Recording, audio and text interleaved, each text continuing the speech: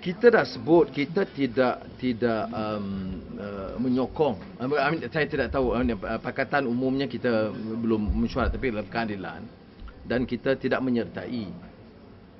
Tetapi kita juga curiga mengapa kita menghukum atas hal-hal yang mereka tidak sebut. Dia nak buat perjumpaan, dia nak bincang. Jangan hukum lebih daripada isu apa yang berbangkit. Kita tidak setuju, kita tidak sokong. Tapi kita tidak mahu cerca dan menghukum selain daripada apa yang diberitahu tentang sikap agama. Saya kira Islam dan kebanyakannya, walaupun ada orang pertikaikan tidak semua agama begitu, tapi saya dari segi pendidikan Islam tentang isu ini kita jelas. Tetapi pendekatan kita yang menjelaskan, bukan mencerca. Ya. Ini yang disebut oleh beberapa orang ulama, iaitu cara kita mendekati dengan menggalakkan perbincangan dan menyampaikan dakwah secara hikmah, secara bijaksana, dan tidak cara yang dilakukan. Yeah, and why you go after Ambika? No, if we choose to defend, they say, look, Anwar is with them. I mean, you know, this jacketed fitnah continues unabated. What do we do? This is what we call vulnerability of a normal citizen against the entire might of a corrupt government. You know, I mean, I went through that, and now I'm bigger. Why do you treat her like a common criminal, harassing her in this manner? And she explained her position. I'm not calling that they should act against Marina. I mean, you should respect Marina Mahathir's right to express her views. But then people see this discrepancy. I suggest that they respect Marina's right. If they want to dispute, they dispute her in a proper argument. Similarly with Ambika.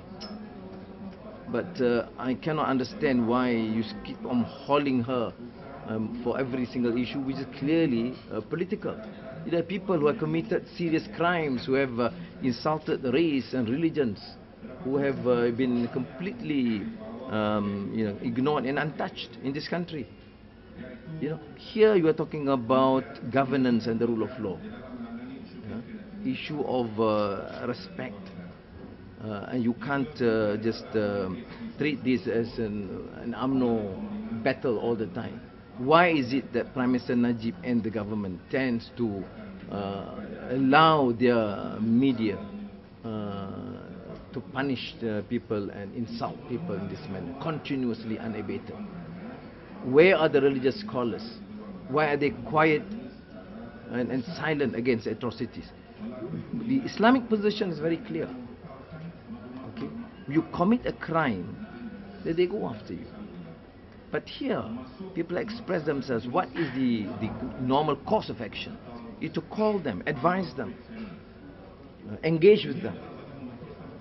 And that should be our role.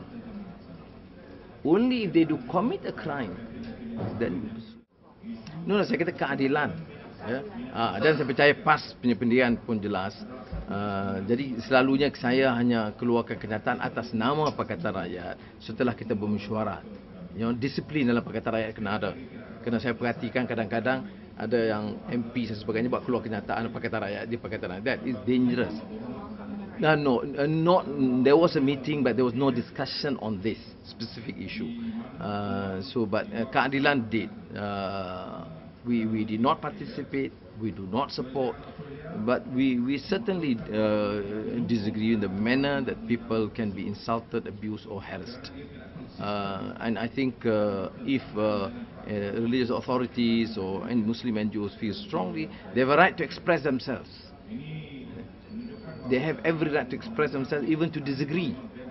But when you come to the issue of punitive action, I think you must be careful. I mean, I would strongly urge them to engage and explain. Religious authorities should go in and explain.